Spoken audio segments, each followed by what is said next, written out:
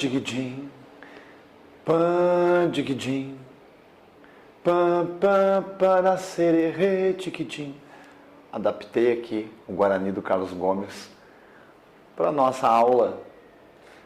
O Carlos Gomes e o Guarani foram adaptados também para a hora do Brasil, a atual voz do Brasil que a gente corre no rádio para ouvir todo dia às 7 horas, tá? Implantado no Estado Novo.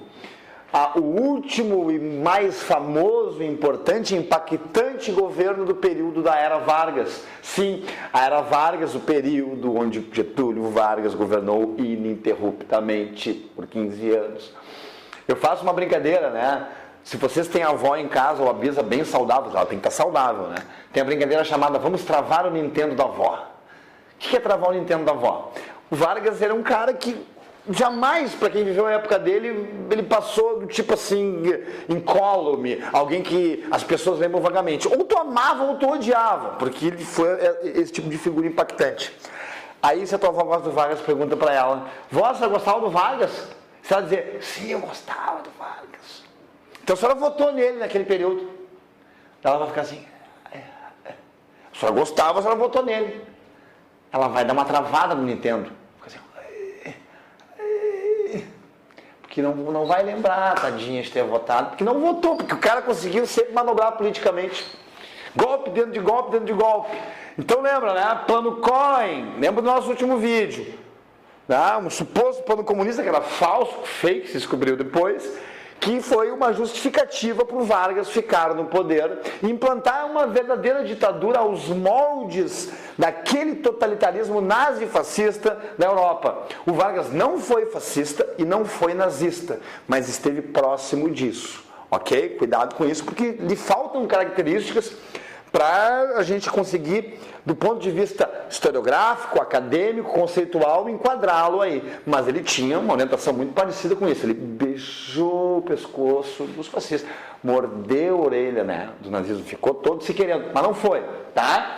Galera, primeira coisa, assim que o golpe é instalado em 37, se cria uma nova Constituição no Brasil. A Constituição de 37, apelidada de polaca, porque era muito parecida com a Constituição da Polônia de 35, que tinha moldes quase fascistas também, lá na Europa, com características bem autoritárias. Então essa Constituição aqui é uma Constituição muito orientada na figura do Executivo. Então lembra, né?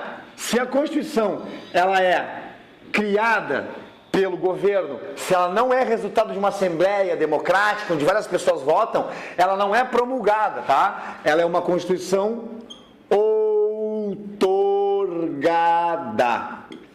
Ou seja, ela é concedida, dada de cima para baixo, não é resultado de uma votação de uma assembleia. E a gente pode imaginar, quando uma Constituição é outorgada, o governo que vem pela frente não vai ser tão democrático também, porque a Constituição dele não é. Então tu vai ter uma Constituição que vai legitimar. A história das Constituições surgem justamente para colocar limite nos governos absolutistas, nos governos discricionários, nos governos autoritários. Aí tu usa uma Constituição justamente para criar esse autoritarismo. É uma transformação perversa, né, de um documento histórico que foi importante para as liberdades. E o que vai acontecer aqui, galera? Muito importante. Ó, em primeiro lugar, extinção do legislativo. Geralmente os golpes de Estado dados pelos governantes, pelo Executivo, é o fechamento de Congresso. O Legislativo, como era, desaparece. Vai surgir outra coisa parecida, mas que é um arremedo desse Legislativo. Porque tu precisa aprovar leis, fazer as coisas, não tem que contar com a opinião de ninguém. Então tu vai ter uma grande concentração no poder nas mãos do Executivo, do Presidente. Inclusive o cargo de vice-presidente ele é eliminado, extinto nesse período. Só ele, só o Vargas manda. Sacou? Por outro lado, ele vai ampliar mais ainda os direitos às leis trabalhistas. Isso torna a Era Vargas e o Estado Novo algo extremamente interessante, porque é extremamente complexo. Ele fica rodeado de uma esfera entre a adoração e o ódio. E é complicado, né, classificá-lo nesse sentido. Por quê? Porque ele vai atuar dos dois lados. Ao mesmo tempo vai ser um presidente autoritário, um presidente que vai, como eu disse, flertar com o nazifascismo, uma postura violenta de perseguição, né, de punição mesmo, de morte aos opositores, Só que ao mesmo tempo um cara que vai ficar conhecido como o pai dos pobres, porque vai dar uma série de direitos aqui. Então, o Vargas, ele fica nessas fronteiras que confundem, dentro do senso comum, a cabeça do brasileiro. E essa é a genialidade dele. Muito bem. Suspensão dos partidos políticos. Nenhum partido político, só o presidente. Vargas diz, né? Ou os partidos são corruptos ou golpistas. Para que essa mediação partidária, essa coisa fracassada, essa coisa cafona, broxa? A gente, o povo e o presidente tem que ter um contato direto. Isso é mais fácil. Então esse é o discurso, não tem mais partido político. Vejam que a gente está criando um monstro aqui, um megazord mesmo. Muito bem? E proibição de greves. Então percebam, tá? A gente tem um governo que vai se mostrar autoritário e ao mesmo tempo garantidor de direitos dentro do Brasil.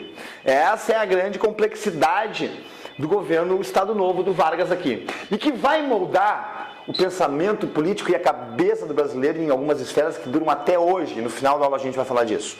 Aqui eu separei, galera, algumas características desse Estado Novo.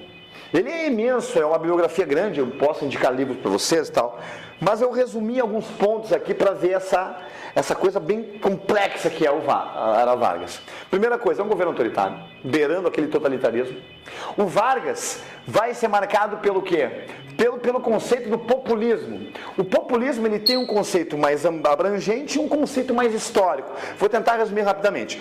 O conceito mais abrangente de populismo seria uma espécie de comportamento político, de postura política, onde o governante tenta tangenciar ou flertar com os diversos grupos sociais, com as diversas classes sociais dentro de um país, para que se tenha a impressão que não há conflito, que não há desentendimento, que não há desigualdade, ou numa linguagem, como vai dizer a ideologia marxista, negar que exista uma luta de classes dentro de um país. O populismo busca tentar criar essa harmonia entre todos, que todos precisam de todos. Aliás, o Estado Novo, ele é um nome que é adequado do governo do Antônio de Oliveira Salazar em Portugal, que também tem uma postura fascista. Certo? Isso é muito emblemático na Europa e isso é importado pelo Vargas aqui. E o que vai acontecer? Esse populista media todos os brasileiros, ricos, pobres, empresários, patrões, empregados, todos se unem, mas todos têm que ficar vinculados ao presidente. O Estado é como se fosse o grande mediador e o grande responsável por conduzir essa harmonia de um país sem diferenças, de um país que se promove junto, sem conflito.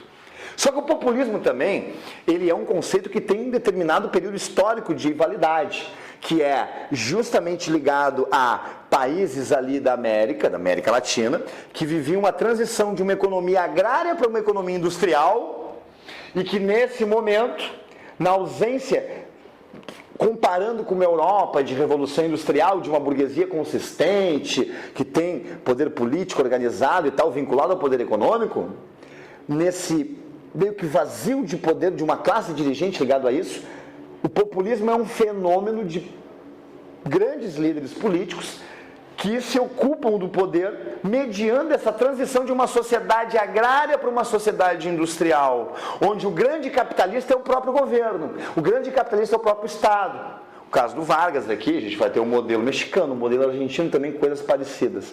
E isso é o quê? É o grande presidente, o grande estadista que cuida do Brasil. E aqui o nosso populismo vai ficar muito marcado por essa palavra, trabalhismo. Viva o trabalhador, viva o seu José, viva a Dona Maria. Na República Velha, o trabalhador, né, a ideia do trabalho mesmo, ela era mal vista. A gente tinha uma tradição aristocrática de valores assim. O Vargas eleva, viva o trabalhador que pega o ônibus, um bonde cedo para trabalhar, que bota a camisa para dentro da calça, né, para dar o sustento da família. Então, viva o trabalhador. Ele vai criar a CLT, consolidação das leis trabalhistas, que aliás, né, se dissolveu por um processo de reforma. A gente não vai entrar nessa polêmica aqui, vamos só conceituar. Essa CLT também é inspirada na Carta del Lavoro, lá do governo Mussolini em 1927 na Itália. E o que acontece? São direitos importantes para o trabalhador, carteira de trabalho, salário mínimo, férias remuneradas e uma série de outras coisas. Só que aí que entra a genialidade do Vargas. E entra aí também um comportamento político sociológico do Brasil, galera. Vê se vocês me entendem. O Vargas é ao mesmo tempo o cara que dá os direitos, que cria a estabilidade, cria garantias fundamentais para o trabalhador, só que ao mesmo tempo é o cara que não dá liberdade política, é o cara que suspende os partidos, é o cara que censura. Ou seja, tu tem teus direitos, mas só tem eles se tu for obediente ao Estado. O teu direito não é entendido como uma conquista de uma luta política, porque elas são proibidas, as greves são proibidas, os partidos são proibidos, a oposição é proibida. Então é uma coisa quase que um paternalismo. Algo que a gente tem até hoje dentro do Brasil. E aqui eu botei uma palavra, uma sigla, DIP, Departamento de Imprensa e Propaganda. Esse talvez seja o instrumento mais importante da Era Vargas na construção da imagem dele e da imagem do próprio Brasil vinculado ao Vargas. O Departamento de Imprensa e Propaganda, resumindo para vocês, tinha duas funções. Primeira, exaltar e criar a personalidade do presidente como um grande responsável pelo Brasil, por fazer o Brasil crescer, que cuida do país, o grande timoneiro desse país, o grande condutor, e ao mesmo tempo censurar, ao mesmo tempo impedir que a oposição escrita, a oposição jornalística, a oposição, qualquer tipo de manifestação fosse visto, que conseguisse ter força dentro do país, porque a imagem do presidente como o próprio Brasil pudesse ser construída aqui. Viva o Vargas, o pai dos pobres, que todo dia 1º de maio ia no estado de São Januário, inaugurado no governo dele, fosse falar aos trabalhadores. Só que ao mesmo tempo ele era o pai dos pobres, mas dirão outros, né, a mãe dos ricos, porque ele atendia todo mundo. Ele criava leis justamente para beneficiar um lado, mas não contrariar o outro. E que todos ficassem subordinados a ele. Uma coisa importante, o sindicalismo é muito forte no Brasil, mas um sindicalismo que não é autônomo. Um sindicalismo que é tutelado, controlado pelo governo, que fica famoso com essa expressão aqui, ó, o sindicalismo pelego. O que é o pelego? Pelego é o pelego, né? Tu bota um cavalo, ou seja, ele descorar, fica ali à mercê, que ele não tem liberdade, controlado. Ou seja, para tu participar do sindicato e para o sindicato atuar, tem que ser um sindicato obediente ao Estado. Mais ou menos assim. O seu José trabalha, vai pagar o imposto sindical. Pum. O imposto sindical vai lá para o Ministério do Trabalho e é o Ministério do Trabalho que repassa esse dinheiro para o sindicato. Se o sindicato não for pianinho com o governo, não respeitar o governo, não ganha o repasse. Ou seja, o sindicato tem que se atrelar ao governo.